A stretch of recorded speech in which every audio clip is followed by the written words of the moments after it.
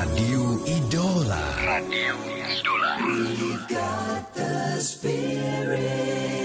Sekarang mari kita tanya langsung ke Pemprov Jawa Tengah ini, Kepala Dinas Perhubungan Pak Satrio. Gimana sih Pak sebetulnya sekarang ini konektivitas industri di Jawa Tengah itu? Apakah antara industri hulu dan hilir itu sudah cukup terintegrasi sehingga rantai industri dan distribusi tidak terlalu panjang, Pak Satrio? Terima kasih Mbak dan para pendengar Radio Idola dimanapun berada. Jadi konektivitas industri dengan hulu hilirnya sebenarnya dari sisi infrastruktur sudah dibangun.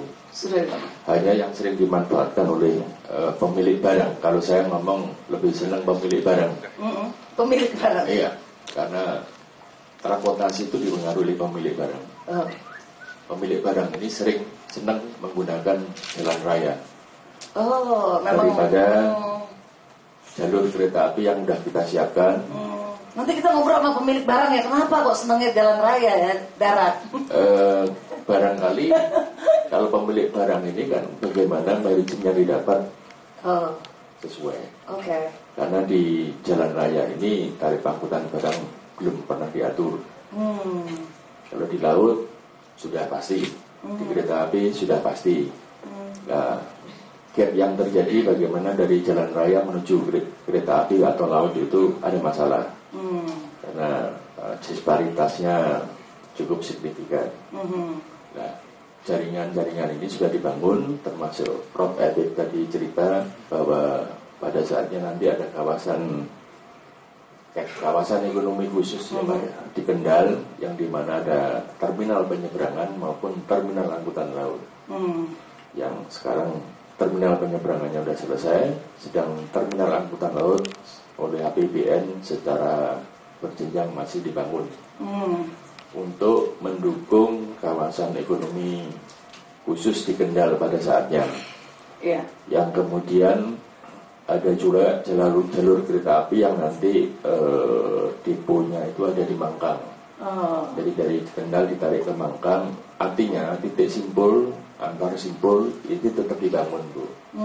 Hanya sekarang memang pilihannya ada kepada masyarakat pemilik barang. Mau lewat mana? Pak Eri membangun. Pemerintah nggak bisa intervensi itu ke pemilik barang misalnya. Kalau biasa saya pakai Sunslick, suruh pakai yang lain pasti. Untuk berubah itu susah ya. Bapak nyebut brand ya Pak? Oke, terus? Enggak, karena kalau agak sulit berubah ya. Saya dulu kecil itu kalau pompa air itu namanya Sanyo, Bu. Mereknya apa aja namanya Sanyo. Oke. Kalau obat keramas Sampo tuh apapun namanya Sanyo. Bapak ini kelihatan angkatan tahun berapa nih obat keramas semuanya. Oke, jadi intinya Pemprov sebetulnya sudah menyediakan.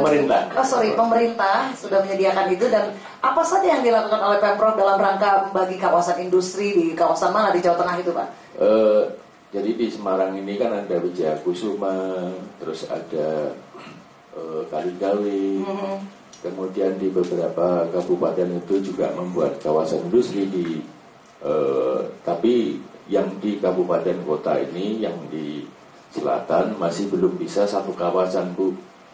Ini belum, yang kami juga punya PR, harusnya pada saat menetapkan RT/RW itu diputusin dulu kawasannya mana, supaya infrastruktur bisa dibangun, sehingga itulah insentif yang diberikan kepada pengusaha. Nah ini tadi Purbalingga itu pabrik itu terpencar-pencar. Nah, harapan kami dari pemerintah pada saat RT/RW rencana tata ruang wilayahnya dibangun, itu kawasnya sudah diputuskan sehingga insentif infrastruktur yang diberikan ke pemerintah itu pasti. Sehingga mobilitas barang menuju pelabuhan dan dikirim kemanapun juga lewat pelabuhan, maupun harapan kami juga lewat udara, Ibu. Nanti di Solo ya, itu jalan. Nah, konektivitas ini di Jawa nggak ada masalah, yang selalu dibangun, dan pemerintah provinsi Pak Gubernur ini tahun ini sudah memperbaiki infrastrukturnya jalan sekitar 2,5 triliun. Itu sesuatu konsentrasi yang khusus yang dilakukan dari APBD kami yang hanya sekitar 19 triliun. Itu sesuatu yang hebat menurut kami. Sesuatu banget gitu ya. Artinya infrastruktur itu yang akan menjadi pengungkit ekonomi. Jadi yang disampaikan oleh Prof. FX tadi dalam 15 tahun yang akan datang itu memang sudah ada kayak semacam planningnya ya Pak? Betul. Tahapan-tahapannya. Betul. Boleh dijelaskan tuh Pak misalnya? Jadi gini Bu, kalau infrastrukturnya baik, jalan ya Bu ya, kemudian ditambah dengan kereta api, yang sekarang sedang kita kejar, dari jalur Pantura kereta api nanti ada yang masuk ke pelabuhan sekitar 3,5 kilo, langsung di terminal Petikmahnya Pak Eri. Langsung ke sana. Ya. Ya. Jadi nanti dari kontainer bisa masuk ke kereta api, kemudian ditarik, barangkali ya ke Surabaya atau ke Jakarta, atau dari selatan, dari Solo itu bisa di pool, ada depo kontainer namanya Gede Bagi, itu depo kontainer juga, dari sana bisa ditarik langsung bisa masuk pelabuhan, sehingga waktu tunggunya Pak Eri ya, itu kalau waiting time-nya Tanjung Mas itu berapa, 6 jam? Tidak sampai. Sehingga sebelum itu barangnya sudah nyampe dulu.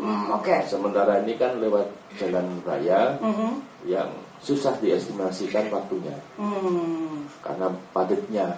Itu akan terwujud kapan yang Bapak sampaikan tadi ada kereta api? Sudah ada. Belum diminati. Sebelum diminati dan belum digunakan.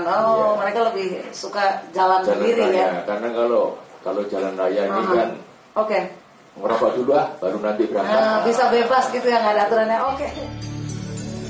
Radio Idola. Radio Idola. We've got the spirit.